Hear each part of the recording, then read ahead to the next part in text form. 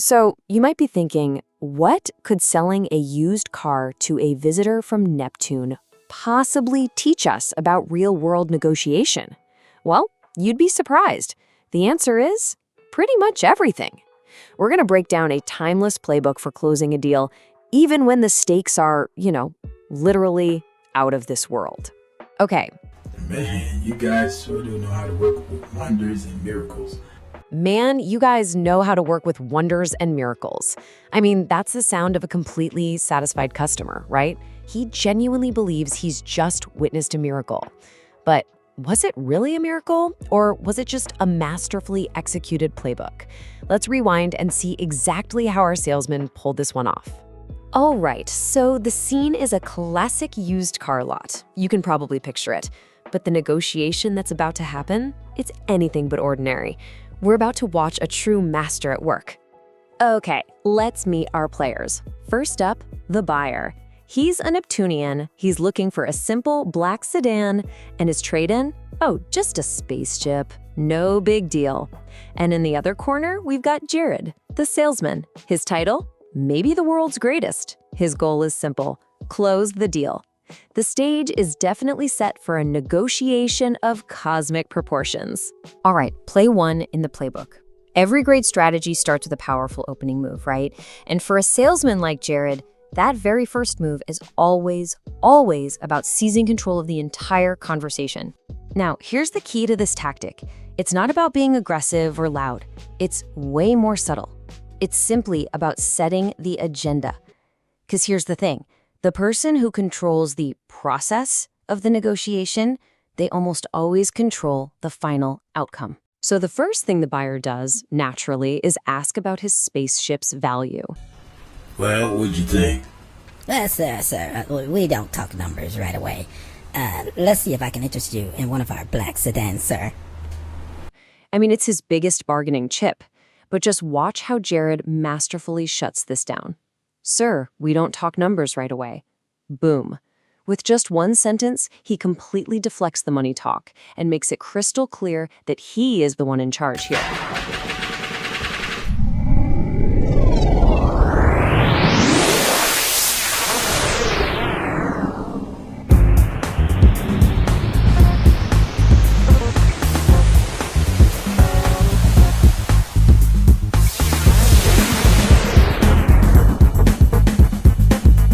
Did you see what he did there? He doesn't just deflect, he immediately redirects. He says, let me look at your trade first, and then we'll come back and we'll talk business. He's laying out the next steps, but it's all on his terms. First the trade, then the business. And just like that, the buyer has lost all control over the flow of the deal. That is play one executed perfectly. Okay, so Jared's got control. Now it's time for play two. Devaluing the asset. His next job is to systematically chip away at the value of the customer's most powerful piece on the board, that trade-in. Okay, sir, we have one black sedan, and you are trading in one spaceship. Is this correct, sir? Yes, this is correct. Okay, sir. Well, let's see. Carry the 1, carry the 9, carry the 2.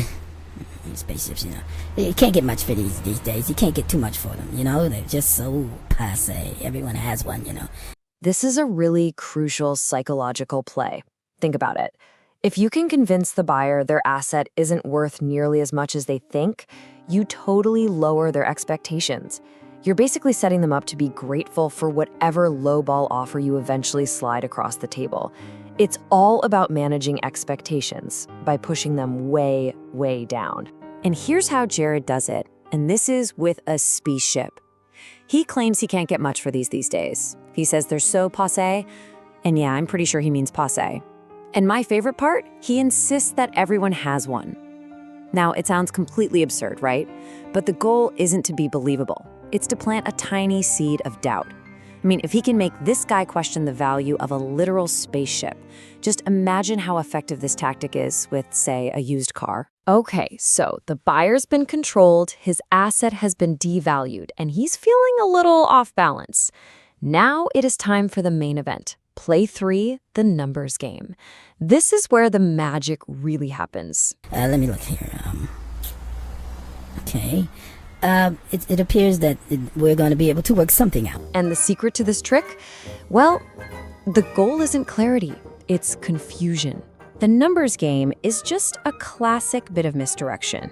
It's like a magic trick. Let me look here. Okay.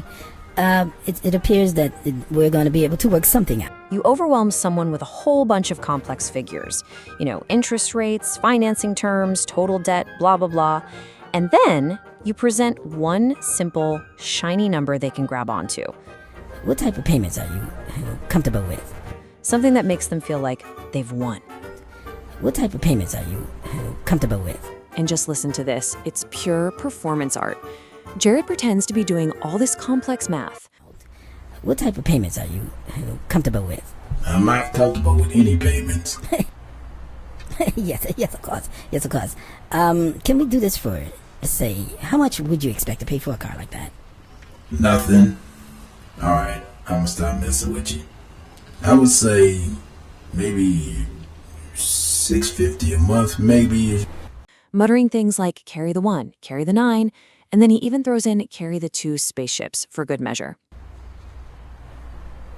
Well, it's $650. You're gonna have to go extra long financing package instead of the usual 5-year package in which we have to charge. Let's see, if we just change that interest rate from, let's say, 6% to 13%, and change the total balance due from, let's say, 4.3 micron dollar billions to 5.6 micron billion dollars, we could probably work something out in the neighborhood of $649.99. Come on, this isn't about calculation. It's a show. It's pure theater to create this illusion of expertise, to make his final number seem like some kind of hard-won victory. So let's pull back the curtain and see what's really going on here. The buyer, he was hoping for a monthly payment around $650. So Jared zeroes in on that number. But look at what he does everywhere else. He more than doubles the interest rate from about 6% to a whopping 13%. If we just change that interest rate from, let's say, 6% to 13%. And then he quietly adds over $1 billion to the total debt. So with all those hidden costs baked in, what's the one magic number he actually presents to the buyer? We could probably work something out in the neighborhood of $649.99. This, $649.99, just one single cent below what the buyer asked for. And in that moment, all the other numbers, the 13% interest, the $5.6 billion total debt, they just vanish. We could probably work something out in the neighborhood of $649.99. The buyer isn't thinking about any of that. He is laser focused on this one figure. He thinks he negotiated the salesman down. He feels like he won. And that, my friends, is the close. The miracle wasn't magic at all. It was a simple 3-part strategy executed perfectly to make the customer feel absolutely fantastic about a deal that was, let's be honest, stacked in the seller's favor from the very beginning. Are you comfortable with that, sir? Man, you guys sure do know how to work with wonders and miracles. Step 1, seize control. You dictate the terms right from the start. Step 2, devalue the asset. Make their trade-in seem worthless to lower their expectations. Step 3, play the numbers game. Confuse them with a bunch of figures, but get them to focus on just one shiny payment number.